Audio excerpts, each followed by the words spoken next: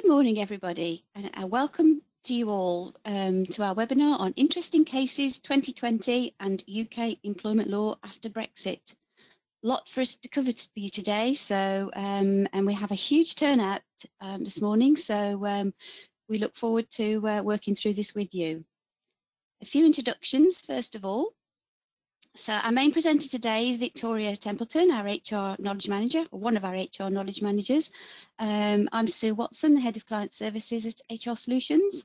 And we also have Ateem Arden with us, who is the Digital Marketing Executive. She's supporting in the background in case there's any technical problems. She'll help us resolve them. We do encourage you to ask questions. For obvious reasons, we have to put you all on mute. I think the feedback from hundreds of people on the call would cause us a few challenges, but we do want you to ask questions throughout. You should have a chat panel that looks something like this. If you log your question in there, we will be monitoring it throughout the webinar and we'll respond to you either through the webinar or at the end we'll have a session of question and answers and we will ask them live and discuss them between us. We are also going to run some polls towards the end of the webinar, ask you a few questions to help make it as interactive as we would normally at our physical events. So hopefully you'll be able to join in those. We just recommend that don't have your poll screen in full screen mode when you try and join in because it won't let you vote for some reason. So just leave it at the small pop-up that will appear. So I'm now going to hand over to Victoria, who is going to take you through the webinar. So thank you, Victoria. Thank you, Sue, and welcome everybody.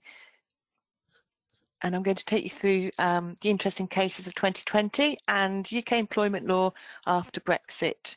So I'm just going to share my screen and you should all be able to see my screen now. Brilliant. Okay. So thank you again for joining. I know everybody's busy, so to have this great turnout is really fantastic, so thank you. So before we start, I would just like to take you through what we're going to cover today. So we're first going to look at what it means to have left the EU from an employment law perspective, before we then move on to the main focus, which is to look at some of 2020's most interesting case rulings. And then before we close, I'm going to share some interesting data about tribunal awards that were made last year, before flagging a few key case rulings to look out for this coming year and general employment updates. So in terms of the impact of leaving the EU, when the UK was a member, it meant that a significant amount of UK employment law was underpinned by EU legislation. And so that meant that our own UK domestic employment law had to be kept aligned to the European standards and not fall below those. But now that we have left the EU, it means that the UK has full independence in setting its own legislation. It means the UK cannot translate any new EU legislation into UK law, and that includes any new case rulings that come out from the European Court of Justice this year onwards. The UK government have also committed to maintaining the high level of standards in employment rights, and moving forward it will be for the UK to either amend or remove any of these, including those that derive from European legislation. But until such point, we do continue to be bound by existing EU rulings and regulations. And then in terms of the UK Employment Tribunal decisions moving forward, then the courts will not be able to refer any matter to the European Court of Justice for its interpretation on whether the EU directives have been implemented or not. Tribunals are no longer bound by any principles laid down or decisions made by the European Court of Justice that come through.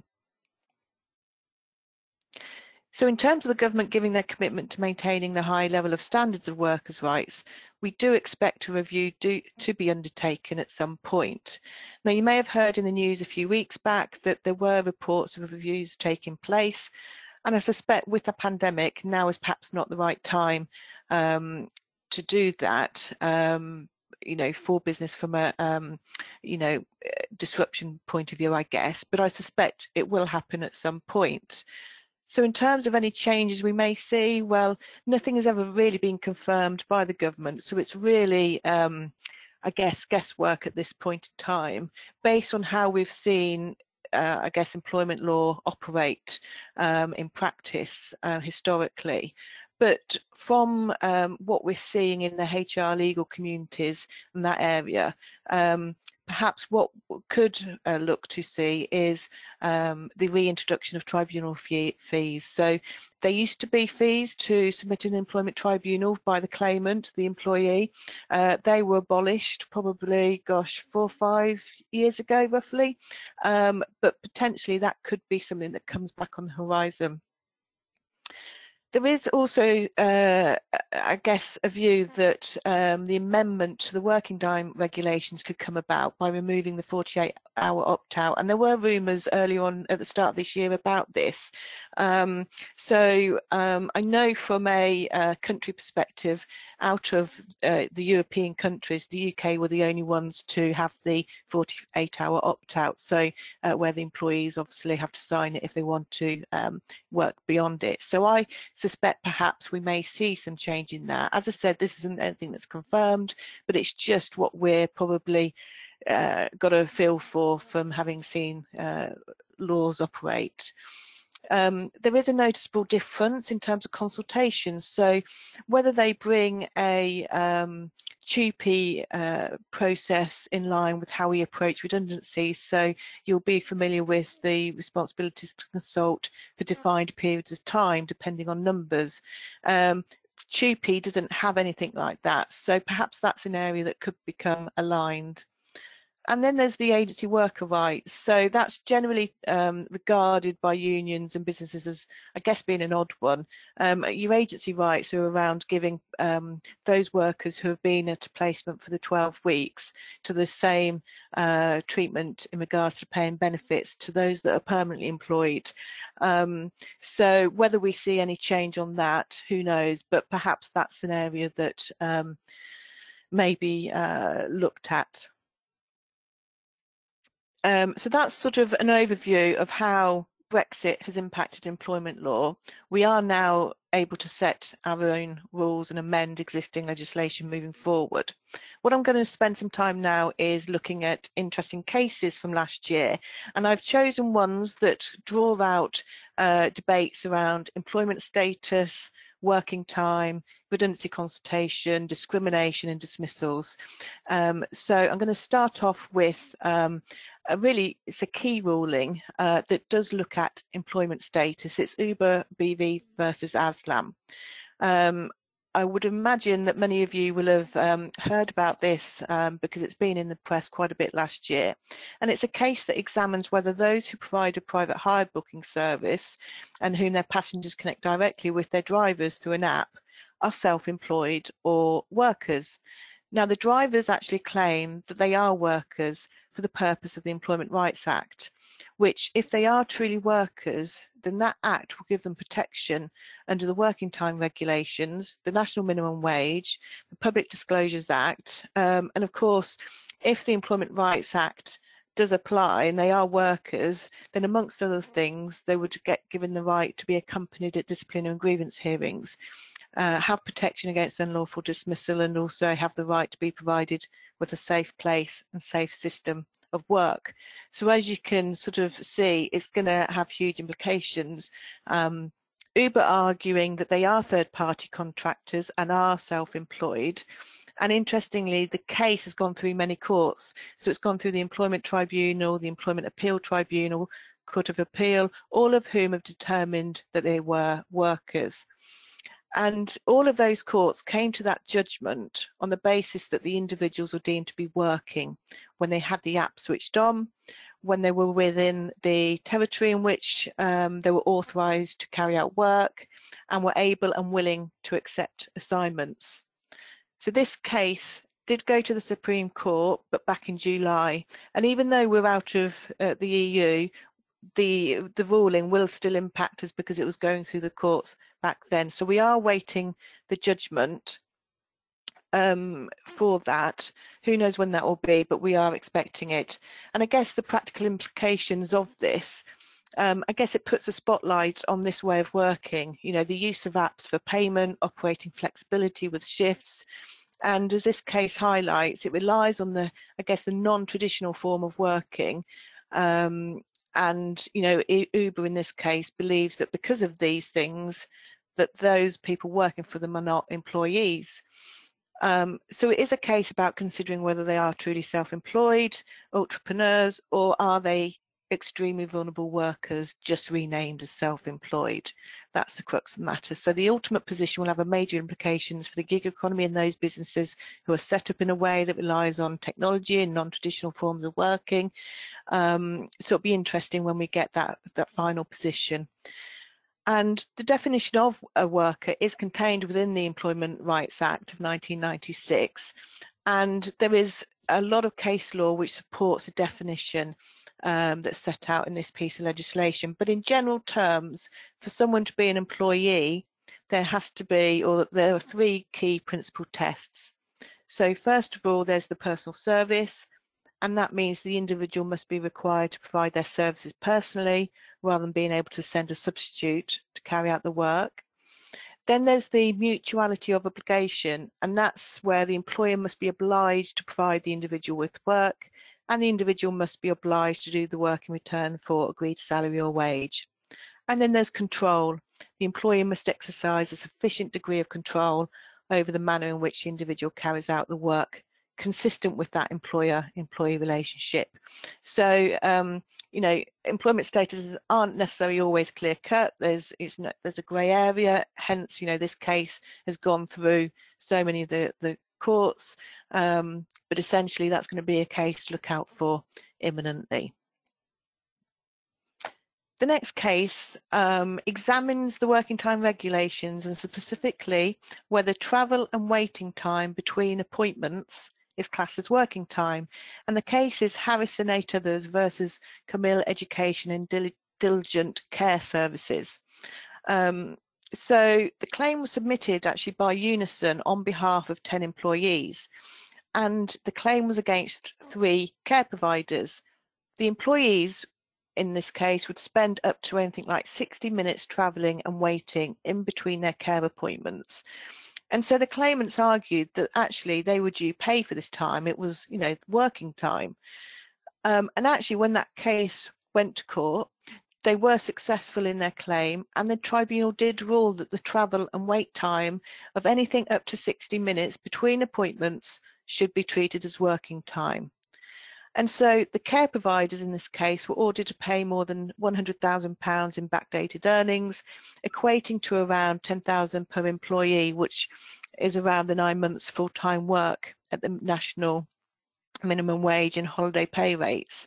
So this was a significant ruling that came out around September, I believe.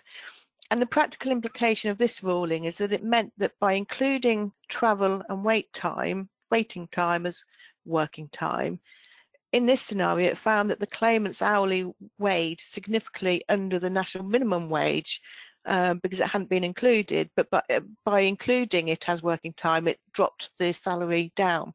So this case, therefore, has implications for carers across the UK and any other type of organisation that runs this kind of operation, who may be denied full wages because their travel and waiting time aren't included as working time. So this was a really interesting one. We then had a case that dealt with redundancy consultation. This is the case of UQ versus Marclean Technologies, and it looks at the threshold and when it exists for when collective redundancy consultation is triggered. And it is a Spanish case, but because the UK was under the jurisdiction of the European Court of Justice, the outcome of this had potential implications for us. And it's a case where UQ was dismissed on the grounds of redundancy. The company then made a further 36 redundancies afterwards, I think over the next 3 months. Now, this led to UQ arguing that her dismissal formed part of a series of covert collective redundancies. Now, at the time, under Spanish law, only dismissals predating a dismissal were used in determining when a collective redundancy is triggered. And so at the time, there were no redundancies predating UQs. And then also under Spanish law, when an employer organises the timing of dismissals to avoid their legal obligations, it means that the dismissal can be declared void. So there was a lot to that was being challenged here, and the European Court of Justice examined how the requirement for collective consultation should be measured for collective consultation. And so the question was whether a backward-looking approach was right, and of course this differs to what the UK's approach is, and so whether it was compatible with the European directive. And actually the judgment confirmed the need for backward and forward looking when managing redundancy processes, and that the Spanish law was wrong, meaning the UK rules around redundancy were correct. So it was really a case to highlight or reinforce our position in the UK with how we manage redundancies. But from a practical perspective, you know, in their decision, the European Court of Justice held that the reference period should include the relevant date of dismissal, which contains the greatest number of dismissals affected by the employer. So it's not determined by how many redundancies are proposed, but it's how many redundancies have taken place. And so it's a reminder that when calculating the number of redundancies, the timescales should look fully before, fully after or partly before, and partly after the dismissal in question. And I guess that's our current position now in the UK. We have to look backwards as well as forwards to determine the threshold for, collective redundancies over a reference period. So I thought that was quite interesting, a reminder, I guess, for us in terms of redundancy. Now, the next case does focus on discrimination, and actually it's a record 4.7 million being awarded. So it had a lot of press at the time because of the figures, 4.7 million awarded in respect of disability discrimination. And the employee in this case claimed that having been involved in an accident which left them suffering permanent nerve damage and left with a limp, that they were then subjected to bullying and harassment over a 6-year period. And that included being shouted at, being called names, being called stupid, you know, consistently throughout their career. And the bullying went on to lead to a diagnosis of severe depression and psychosis. Now, the employee was made to work on the till despite her disability. The bank failed to provide her with occupational therapy and therefore didn't adjust her workstation according to her needs. She went on to further claim that she was coerced into agreeing a demotion and was actually denied a transfer to a new branch, which would have been to help support the situation at that time. And she was denied that because of the staff believing her disabilities would limit her ability to perform the job. She said that this all made her feel humiliated and consequently resigned, citing she had suffered a serious psychiatric injury. And she was successful in bringing a claim of constructive dismissal. Now, the Employment Appeal Tribunal were satisfied that while she had a historic trauma from childhood, so there was some background mental health issues, the psychiatric evidence that was presented during the tribunal did address and resolve the dispute as to whether or not the employee had exaggerated her claims. So they were satisfied that despite her being susceptible to mental health and having a history, actually the treatment that she suffered did contribute to the worsening condition and the prognosis. So this is a case that is a reminder of the importance of being aware of the law surrounding disability in the workplace, you know, the need to train managers, and in particular the requirement to make reasonable adjustments on what constitutes bullying and harassment. And it shows the importance of using occupational health guidance and medical reports when understanding the extent of somebody's medical condition. And I guess it's important to note on this in the context of the case, you know, the £4.4 million that she won through the tribunal was because she had sustained ongoing discrimination over many years, which led to a significant and very serious psychiatric impact. And so all of these are considered by the tribunal when determining a fair compensation award. and as I say, resulted in her receiving one of the highest discrimination awards ever made. So it is really a reminder to us all about the importance, as I say, of supporting employees, training managers, and ensuring that the legal obligations for reasonable adjustments are followed. We have another discrimination case, and this is an interesting one because it deals with the posting of personal views on social media.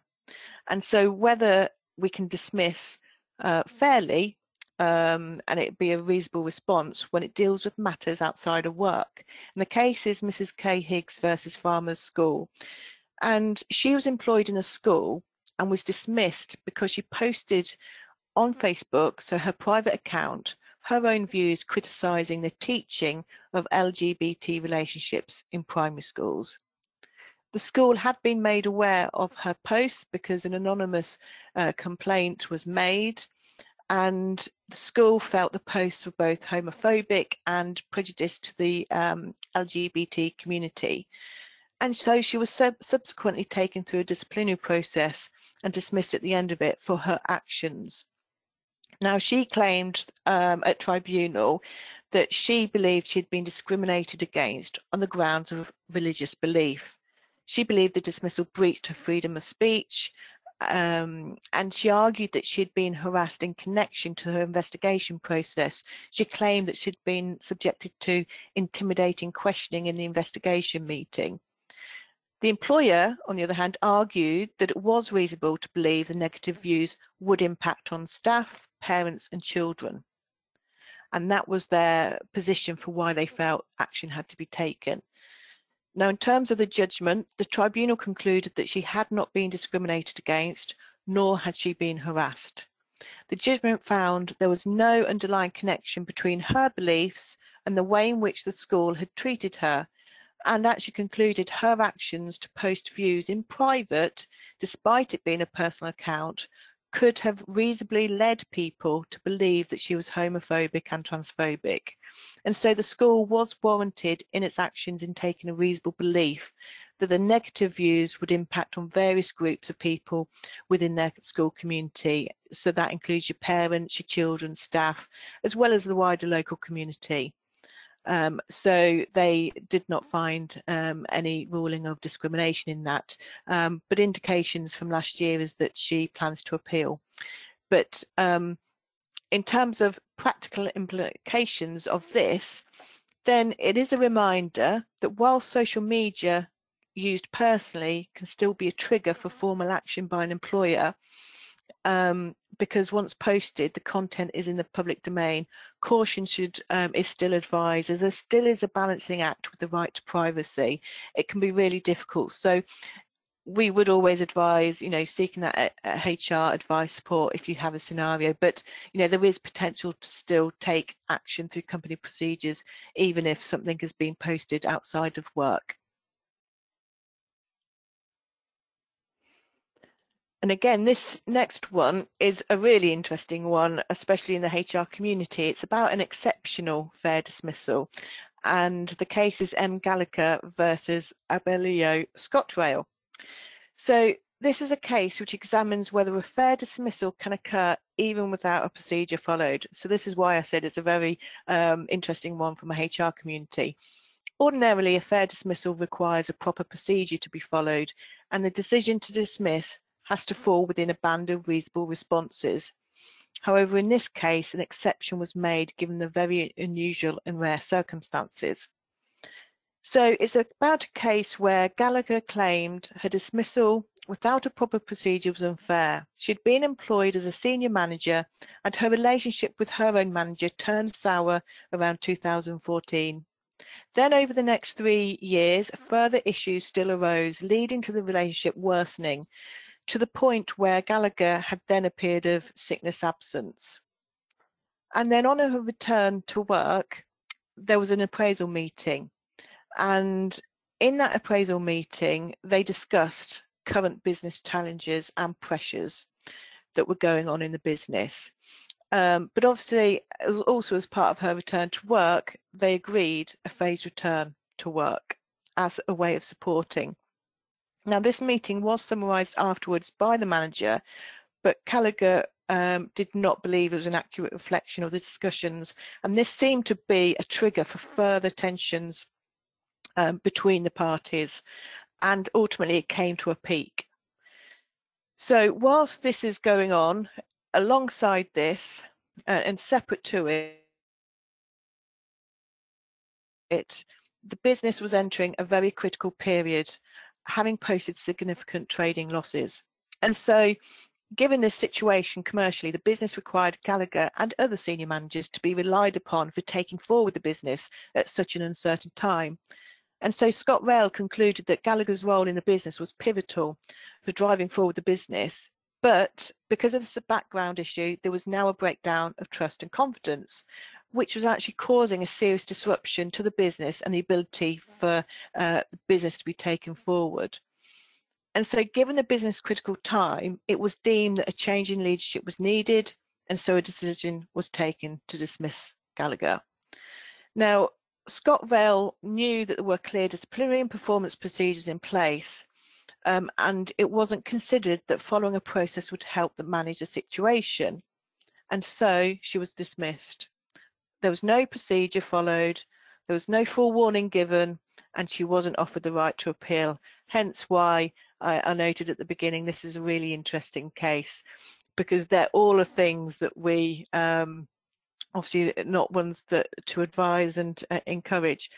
So this case, for those working in HR, as I say, will come as a huge surprise. The tribunal found the dismissal to be considered a fair response to the circumstances, and even went so far to hold the view that using a procedure would have made the situation worse.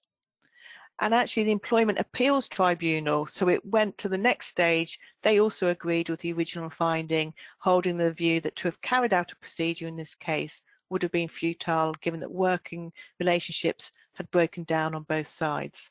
So it really is an interesting finding, but it should be taken with caution. I wanted to share it with you today because I guess whilst it doesn't give the green light for not following procedures moving forward, you know, we absolutely encourage that fair process. But in exceptional rare cases, you may be entitled to exercise extreme caution, and it could be a potential option. But as I say, it's really, really exceptional cases, and we would always encourage and advise that you seek HR advice if you find there's a situation that you find yourselves in. And I guess if you look back at this case, it seemed to be two major issues going on at the same time, running in parallel, and I think those two mixed together just had such a detrimental impact ultimately on the business. So so yes, we still advise and encourage you to follow your fair procedure and look at all a reasonable response in line with the circumstances, but this is just something that potentially may have implications for what happens moving forward. We have another dismissal, this time an unfair dismissal, and it's Miss Robinson versus Monmouthshire. And so this case deals with protected disclosures, so whistleblowing, when no formal grievance had been raised at the time, and there were allegations of discrimination and unfair treatment. So Robson claims that she had been automatically unfairly dismissed and discriminated against for having complained about colleagues mocking those who had disabilities. So she worked for Mind and actually witnessed colleagues imitating people with physical disabilities and went on to report it to a manager. And there was a three-way meeting between a manager and the colleague that carried out this treatment, and they went on to say it was office banter as their reasons to, you know, their justification, if you like. And at the time, Robinson was invited to raise a formal grievance, but actually she chose not to. Time went by and Miss Robinson noticed how the team environment was quieter. She felt ostracised by her colleagues, and she started developing symptoms of dissociation, suicidal thoughts, and was actually diagnosed with anxiety and depression.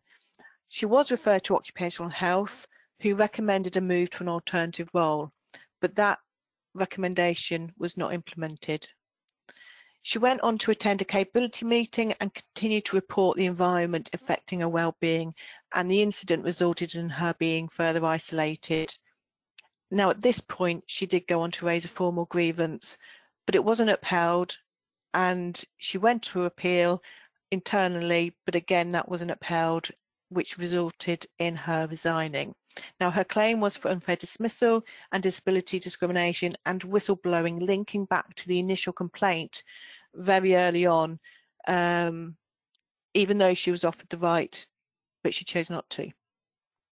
The tribunal found that she had indeed been automatically unfairly dismissed for making a public interest disclosure, whistleblowing. So back at the time of the incident, that she had been victimised as a result, and the employer failed to make reasonable adjustments. They concluded her treatment amounted to a disability-related harassment under the Equality Act. So this has potential implications. So I hadn't moved the slide on.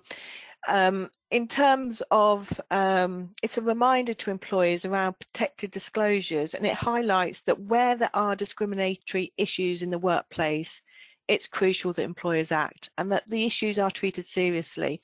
Now, in some exceptional circumstances, you don't need to have a grievance formally raised to act. Action should be a matter of course, as this case shows. And, you know, the nature of the complaint was so serious of what she was alleging, actually they should have taken action and addressed it.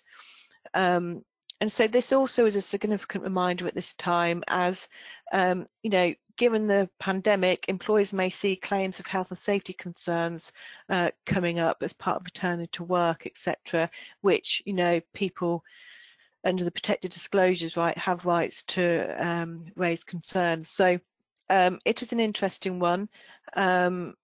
She had been unfairly dismissed, but even though she chose not to raise it formally at the time, it was still considered a whistleblowing protected disclosure.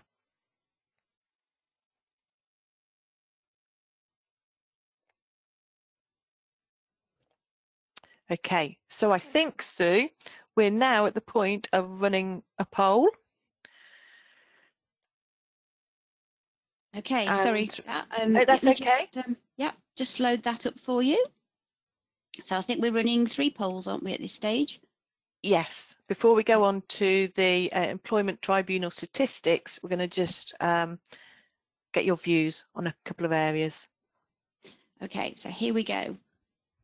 Here's the first poll. So, what is the highest discrimination award made in 2019 to 20? What do you reckon?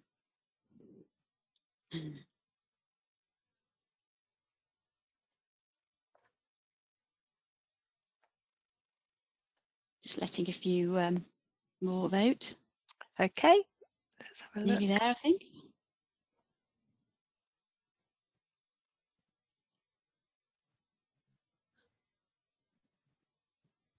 Okay, I think we're just about there. So I'll close that poll and I'll share the results with you.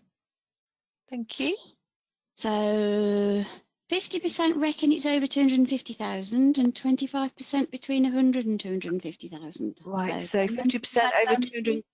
Yes, so 50% over 250,000, you'd be spot on. The actual maximum award was for disability discrimination, and I'd just like to add, it was nothing to do with that ruling that I said a few moments ago with the Royal Bank of Scotland, because that would have been, this is looking at the 2019-20 financial year. So yes, disability discrimination, the maximum award paid was £265,719. Wow. So let's move on to the next one. Okay, this will check whether they'll be listening. What time? Oh, well, I've just realised that too. Yeah.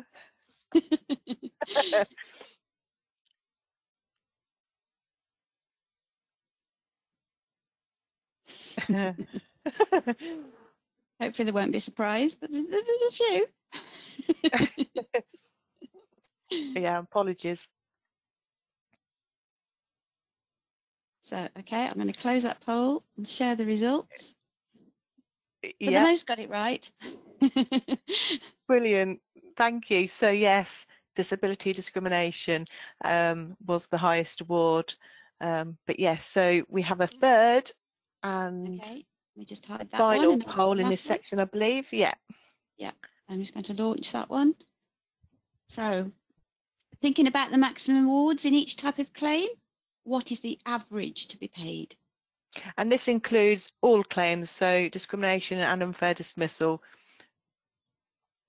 This is quite a useful marker when you're considering the level of risk in any action you're proposing to take.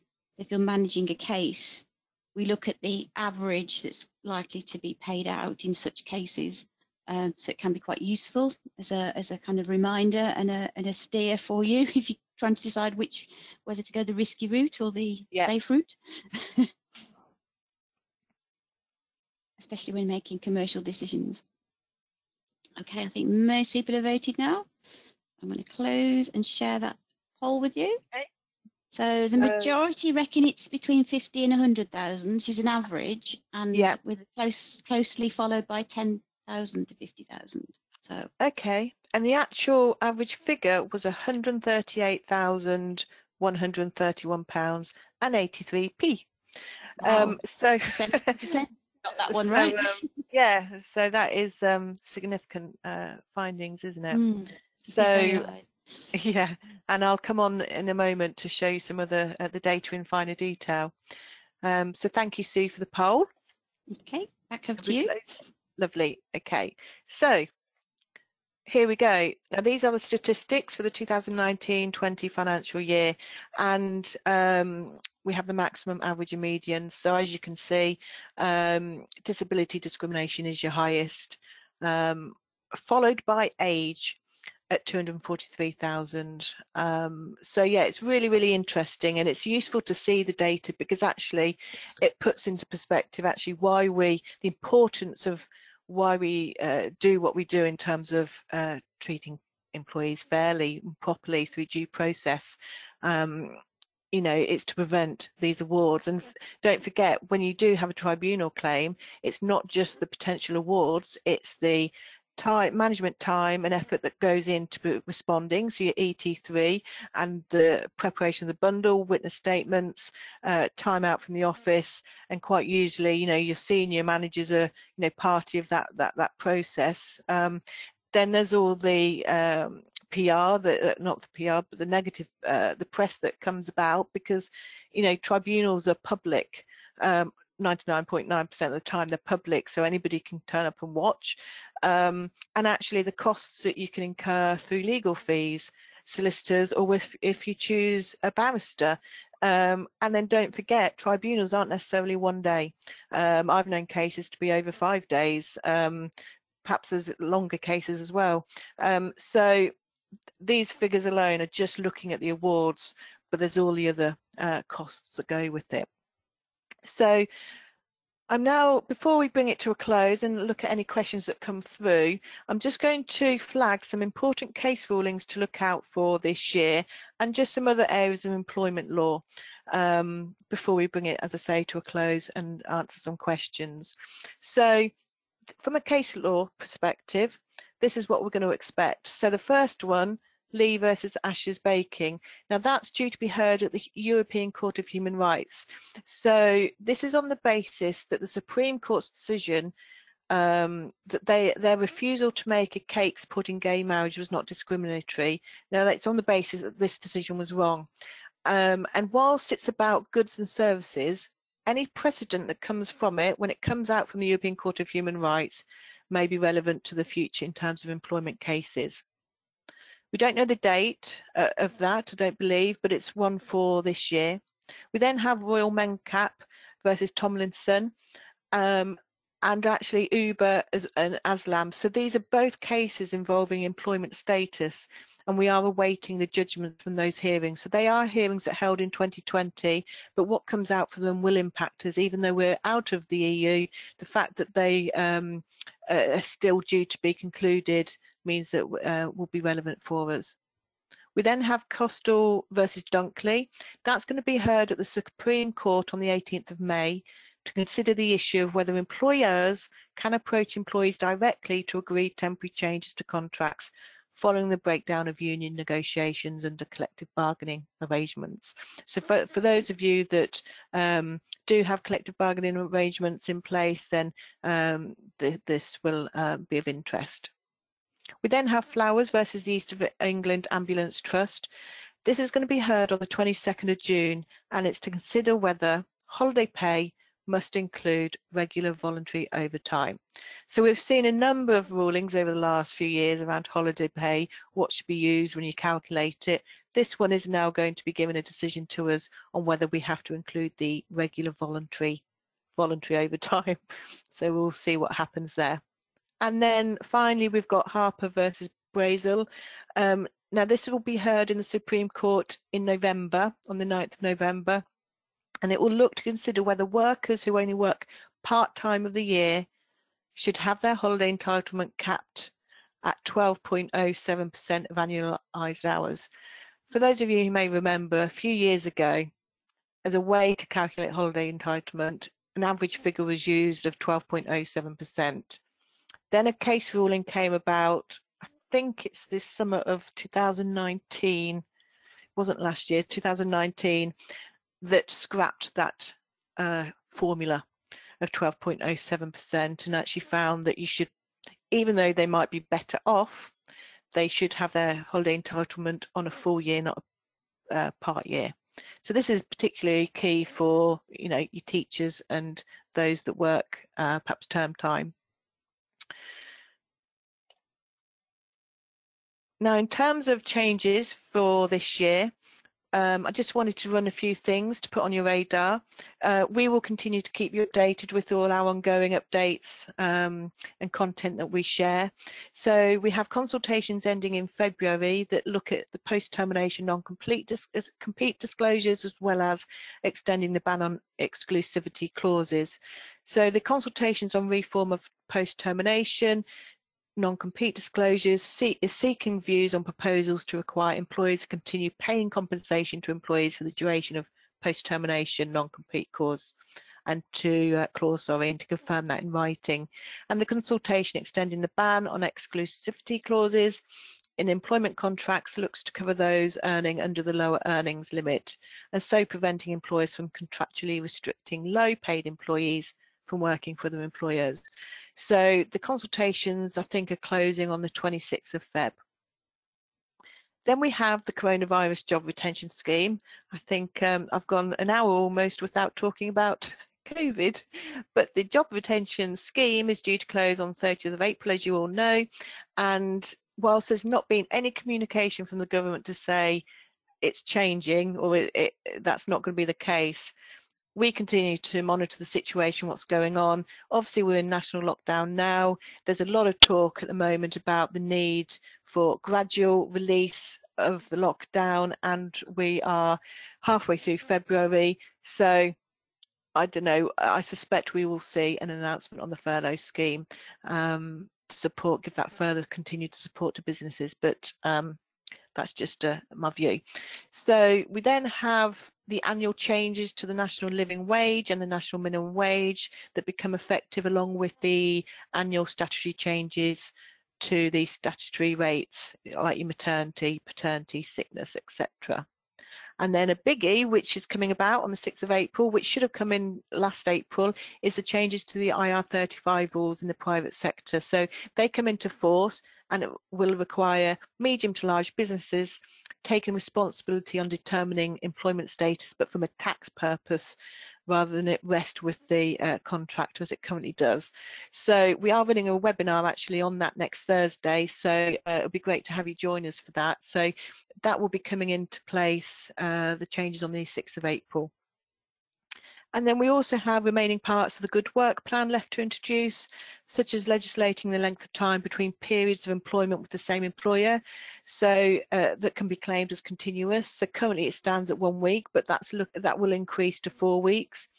And then other areas of the Good Work Plan which are due include the introduction of the right to request a more predictable contract, and require all employers to ensure that tips and service charges are passed to workers, and extending redundancy protection rights for pregnant workers, for pregnant and new parents.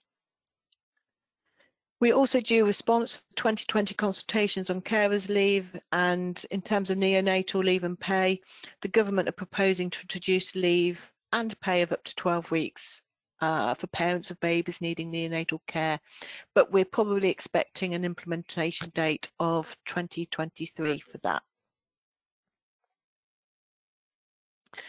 And finally, before we come on to looking at some questions you may have, the impact of Brexit means that the UK has become a third country from a data protection, data processing point of view. So whilst the GDPR is obviously from a European directive, it has been written into UK law. So it's now created what's now referred to as a UK GDPR. So the government are committing to maintaining the high standards, as you know, from data processing. So we have the UK GDPR. And it generally means that employers must continue to comply in the same way as they did before Brexit. Then in terms of the US Privacy Shield that used to be in place, that allowed EU countries and US to share data. But it is now unlawful to transfer personal data outside of the EEA to the US by relying on a private shield as a guarantee of compliance. And as a result of Brexit, as I said, we've become a third country. And so therefore, if a US company cannot evidence it will protect the data of EU citizens and those protected by the GDPR, then a UK company should stop sharing the data unless other acceptable tools or measures are put in place. So, for example, those sharing data with the US may instead implement standard contractual clauses known as SCCs or binding corporate rules, BCRs, which are more appropriate for larger organisations. However, even though having these clauses in place might not be enough on their own, and so organisations should each conduct a risk assessment in respect of personal data transferring, taking account of both circumstances of the transfer and the supplementary measures in place. So that's quite a big significant change if you do operate and work with counterparts in the US. In terms of the Kickstart scheme, then back in January, the government did announce important changes to the scheme. For those of you that may have looked into it before, there used to be a requirement to apply where there were 30 placements. You couldn't put an application in for 2. It had to be at least 30, which meant organisations would work together and put one application in, but on behalf of several companies. But that requirement has now been abolished. So you can now put an application in for the Kickstart scheme for 1-2 roles. And the Kickstart scheme is about help funding the creation of roles in the organisation, and the government will cover the cost of 25 hours a week at the relevant national minimum wage, in addition to pension and national insurance contributions. So employers will receive financial support for the placements, but essentially the government is helping businesses to create roles as a way of helping to get out of the pandemic and help business and young workers in particular, because young workers are believed to be the most at risk as a result of from an employment working perspective. So the Kickstart scheme is currently in place until December, but we expect, and there is a possibility of it being extended. So as we hear developments, we'll continue to keep you involved on that. And then in terms of 2021 employment law seminars, then we will be holding our annual employment law update for everybody in the spring/early summer. But obviously at the moment we are waiting government advice and to see how things lie with the situation with COVID, as to whether we are able to hold a physical event or whether we do it virtually as we did last year. So once we get nearer to the spring/summer, we'll be in a better position to know how we can do that, and we'll communicate. And by which point we'll have some updates anyway on the Brexit changes, and in particular if there's any change to the job retention scheme. And then we do have lots of free information available to you, which you might find helpful. It covers COVID, all sorts, Brexit, and it's really, really helpful. So there will be a link. So when you get a copy of the slides afterwards, there'll be a link to that where you can get that further free information. So I'm wondering if we've had some questions. So Sue, I don't know if you have any that have come through, because we're now at the end.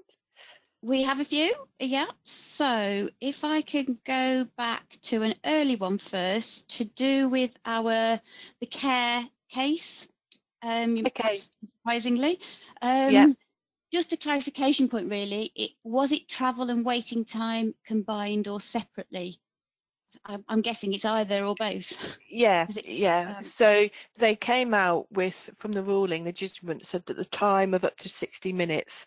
So those 60 minutes could be both waiting and travelling.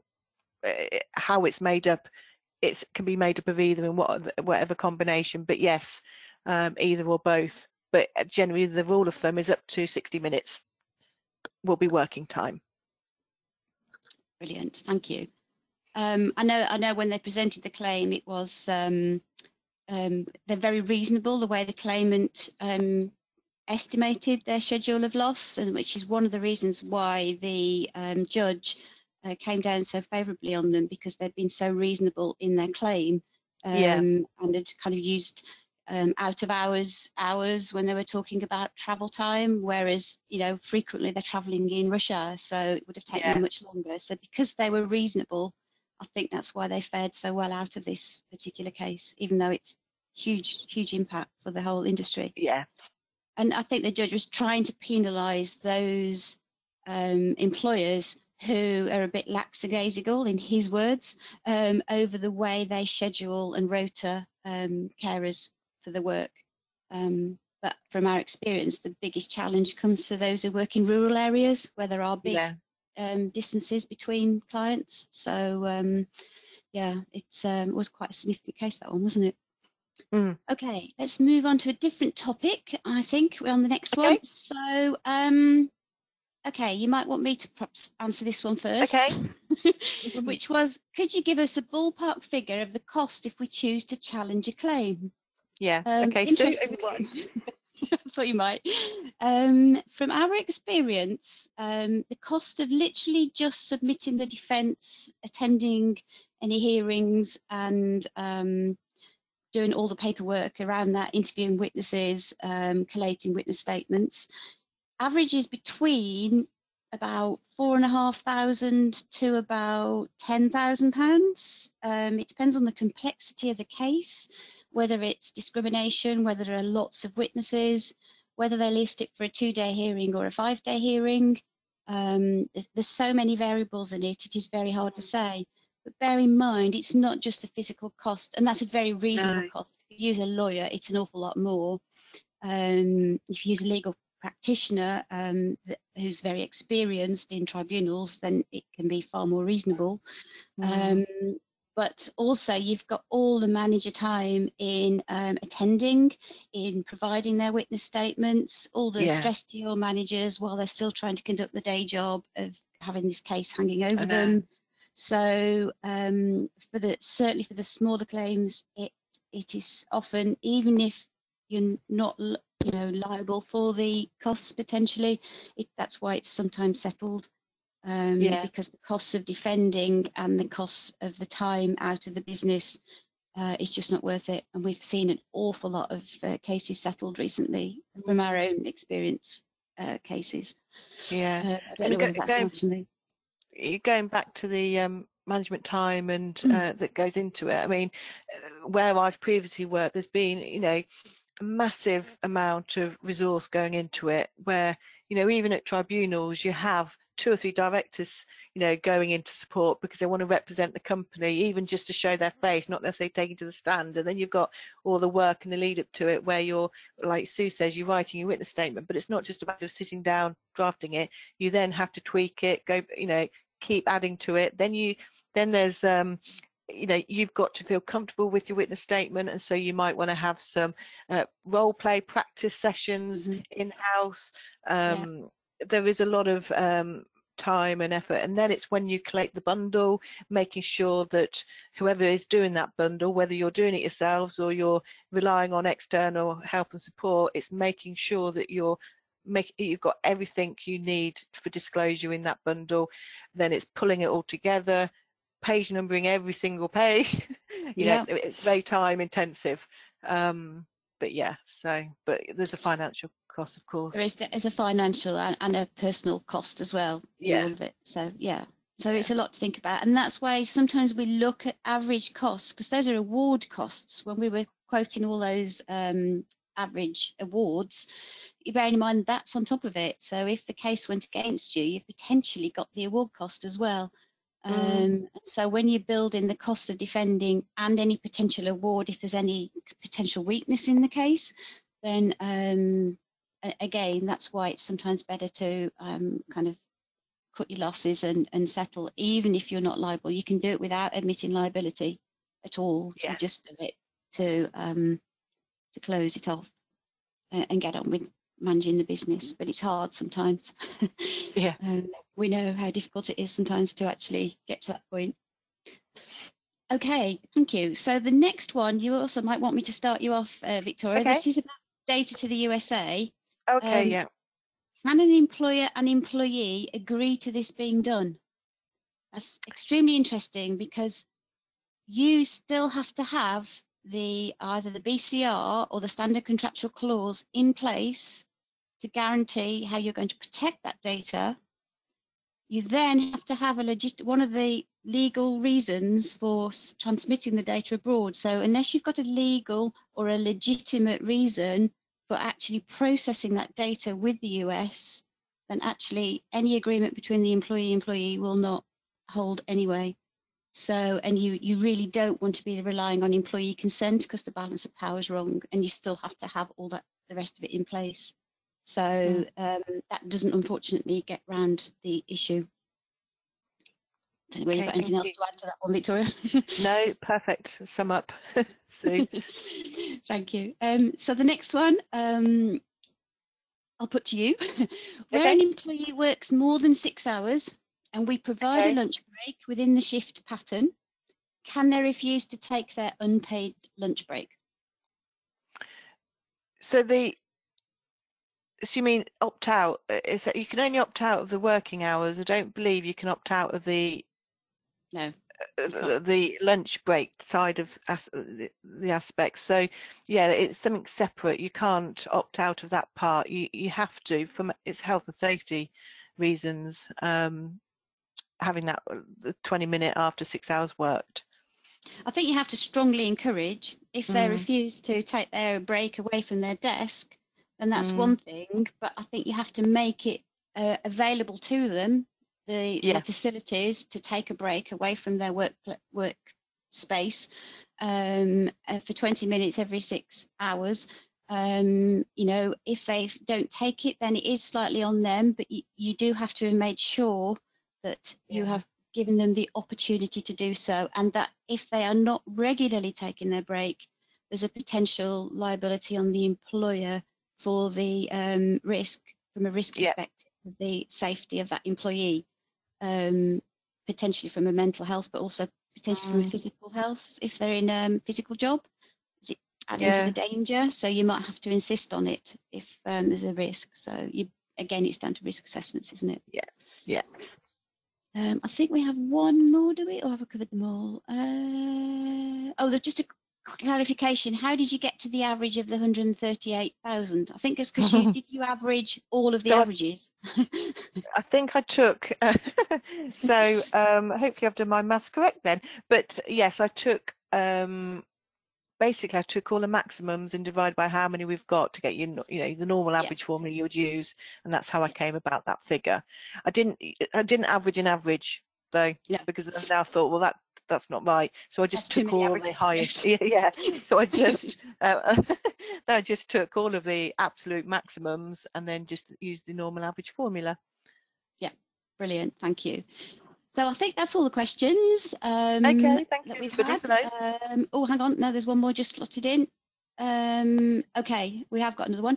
Okay. Sorry, they're coming in faster than I can read. what about home working, where someone is sat at a screen most of, oh, this is going back to our 6-hour Okay. break. Oh, Someone's interesting. sat Yeah. at a screen most of the day. Can they insist they take a break away every hour for a few minutes?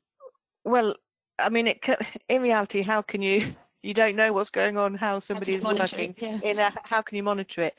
I think as a reasonable employer, it's about having your risk assessment in place, having, reminding your workforce periodically about, checking that they are working safely, as in getting their rest breaks.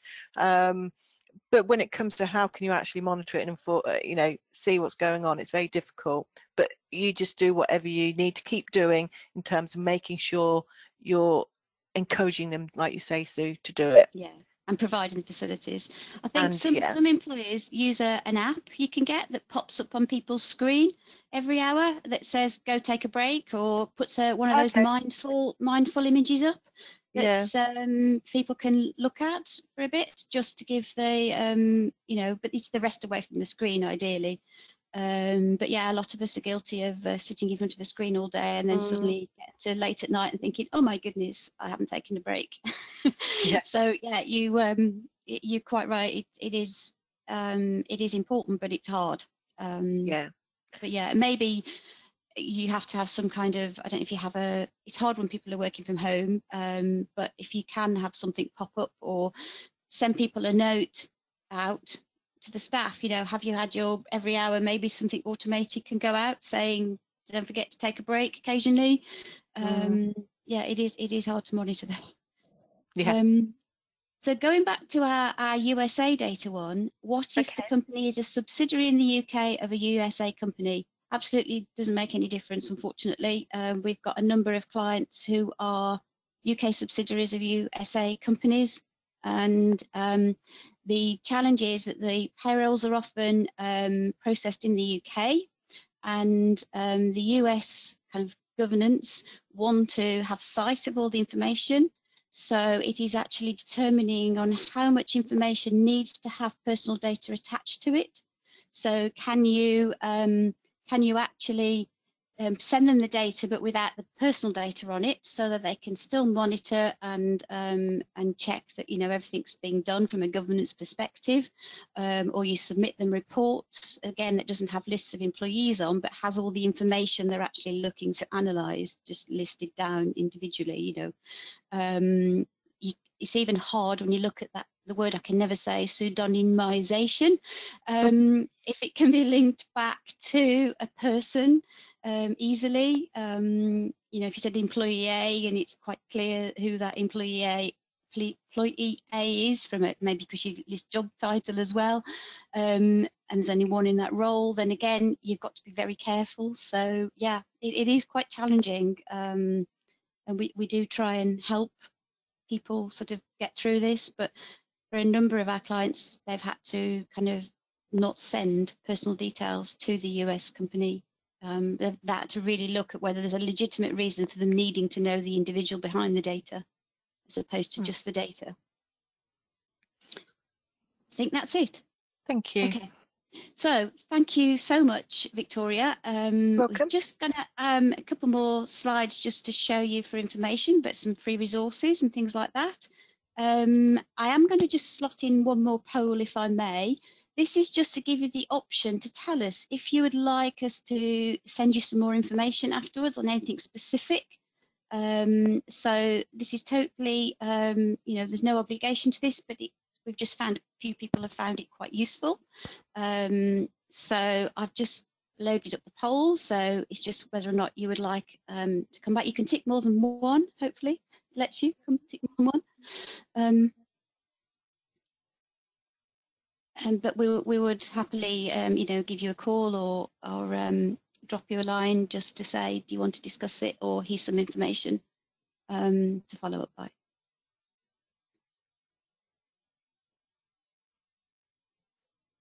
There's a few people voting at the moment. You can always as well use the inquiries email and contact us that you'll get with the follow-up email. Just sends you the link to the recording of the webinar, and also with a link to a copy of the slides. So they'll all come through to you shortly, probably sometime tomorrow, because we have to process the video. But so yeah, we're always welcome any questions afterwards as well.